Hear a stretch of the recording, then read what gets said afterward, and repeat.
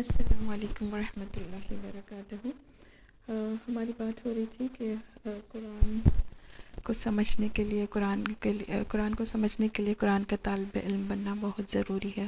دل پر خواہشات کا پردہ ڈال کر قرآن کو سمجھا جا سکتا ہے، ادروائز نہیں۔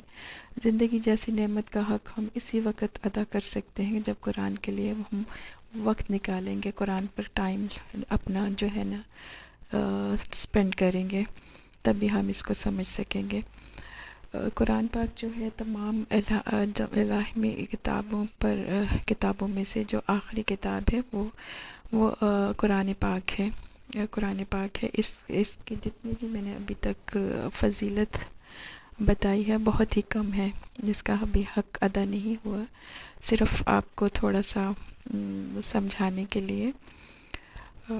اس میں کوئی شک نہیں ہے کہ اللہ تعالیٰ کا مقام پوری کائنات میں بلند و بالا اور اعلیٰ ہے، بالکل اسی طرح اس کے کلام کا مقام بھی ہر کلام کے مقابلے میں اعلیٰ ہے۔ جب خالق کا مقام جو ہے مخلوق سے زیادہ ہوگا تو یقیناً اس کے کلام کا مقام بھی مخلوق کے کلام سے اعلیٰ و برتر ہوگا۔ ترمذی شریف کی حدیث ہے، اللہ کے کلام کو باقی سب کلاموں کے مقابلے میں اسی طرح فضیلت و برتری حاصل ہے جس طرح اللہ تعالیٰ کو اپنے تمام مخلوق پر فضیلت و برتری حاصل ہے۔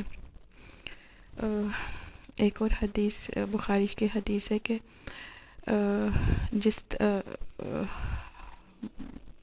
تم میں سے بہترین لوگ وہ ہیں جس نے قرآن سیکھا اور سکھایا۔